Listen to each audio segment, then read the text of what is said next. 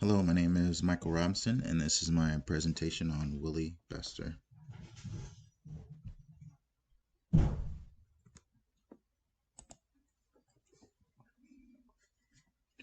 Questions that I want you to think about while I go over this are, what did Willie Bester want to show with his artwork?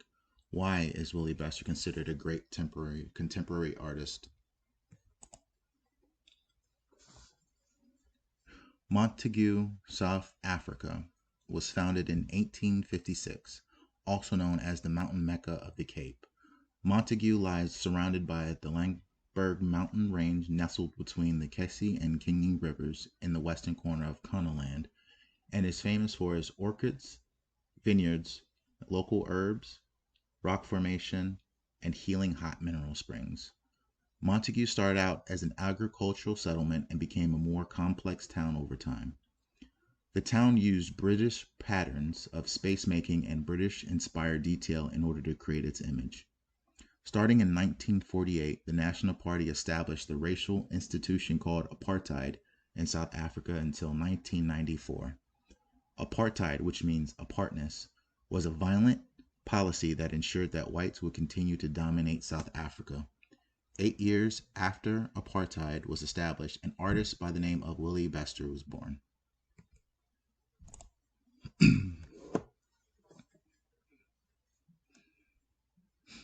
Willie Bester was born in Montague in 1956, where he grew up under the apartheid institution.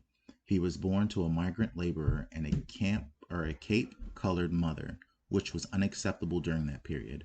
Since his parents were defined as a mixed-race couple, they were precluded from buying houses in the colored areas of Montague. This put a huge strain on his family, and in this setting, the only way for his family to be together was to live in informal accommodations in other people's backyards. While growing up, Bester had to witness a lot of tragedies, such as the harassment and humiliation of his father by the police, laborers having their meals right beside dog dishes, and the migrant workers having to sleep on the pallets in a sheep shed. It wasn't until 1976, when the Soweto student uprising and the tensions during the 1980s, that Bester started to find inspiration in his works. Bester's works have frequently included paintings that have contained naturalistic elements. He also uses a variety of materials in his work, such as newspaper photographs and even discarded materials such as car parts, cans, barbed wire, on top of using oils and paintbrushes. In 1988, he was a student in the Community Arts Project in Cape Town and produced two works, which I will highlight one of those works from that time.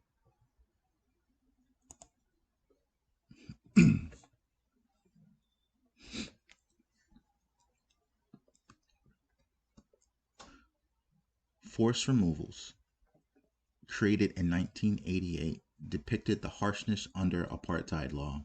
The material used were a collage of waste material and conventional artistic forms. This scene shows the forced removal of the residents by the government. The soldiers would enter the towns, where the removals were almost always violent and very sudden. The impact and experience of the residents were very emotional, and they were only allowed the possessions that they could carry. Two notable towns were completely destroyed by this government, which was Sophiatown and District 6. The bulldozer is destroying the once thriving community, while Bester used a photographic cutout for the people standing behind it.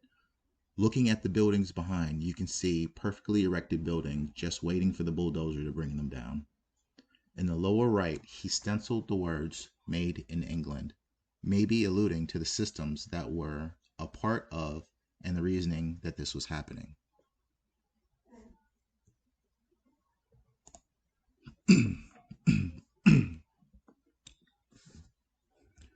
This work is titled "A Tribute to Steve Biko," created in 1993.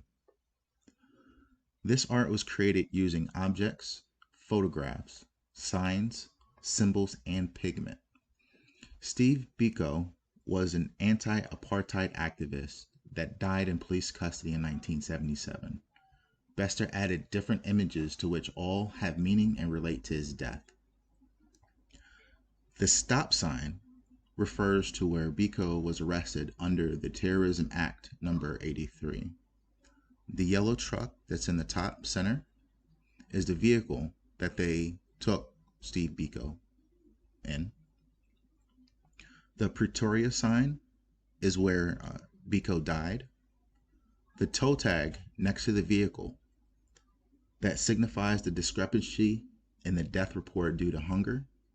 An autopsy later stated that Biko had multiple abrasions and bruises and died from a brain hemorrhage. The picture of Donald Woods is the man behind the truck, is the one who exposed the truth behind Biko's death and also a good friend of him.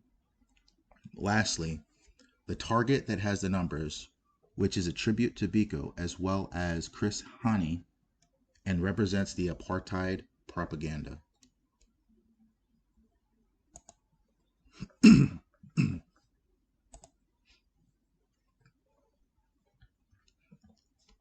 This work is titled Transition, which was created in 1994.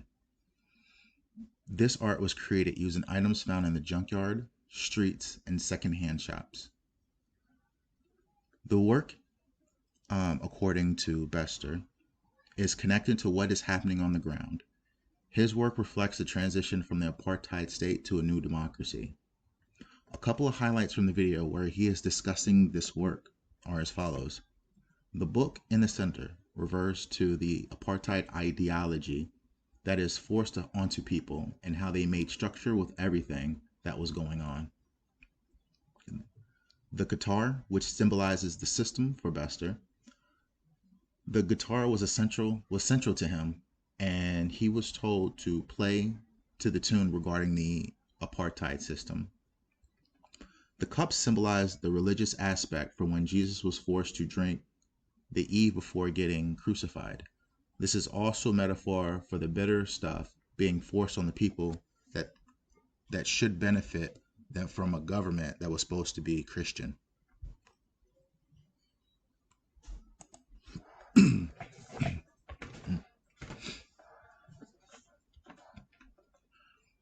This next artwork is called the Sarah Bartman sculpture, which was created in 2000. This structure was created using recycled metals, wires, springs, chains, and is currently stored at the University of Cape Town. The critics of this art did not critique the art for what it was, but for different motives. These included the placement, his ethnic background, and a lack of history for the sculpture. Sarah Bartman was held captive in France, where she was the icon for sexual difference between the European and the Black. They examined her body in life and death to try to study her to promote this indifference. Bester incorporated a metal crown signifying an African queen, as well as the posture and armor. He also incorporated the racist view with thick lips and kinky hair to remind everyone of scientific racism. He also emphasized the structure's assets, which drew attention for the differences between ethnic groups.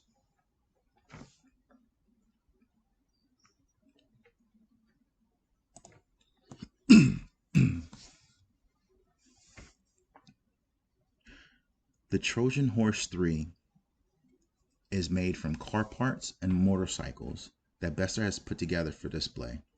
Originally, Bester wanted permission from the South African police to use decommissioned rifles to signify the smuggling of arms on the African continent, but he was told that they were all to be melted down.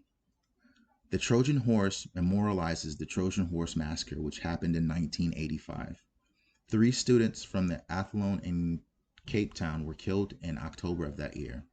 A day after that massacre, 2 more people were killed in a similar incident. The students wanted to protest the declaration of a state of emergency by the apartheid government. There are different aspects to the horse that symbolizes this event. The drips, which refer to everyone hurt by the tragedy, the dying mentality of the apartheid and people that try to keep it alive as if they were drips to a dying person. The horse appearing naked and aggressive, which alludes to the apartheid system being exposed for what it is. The emotion and the symbolism is perfectly wrapped up in this art.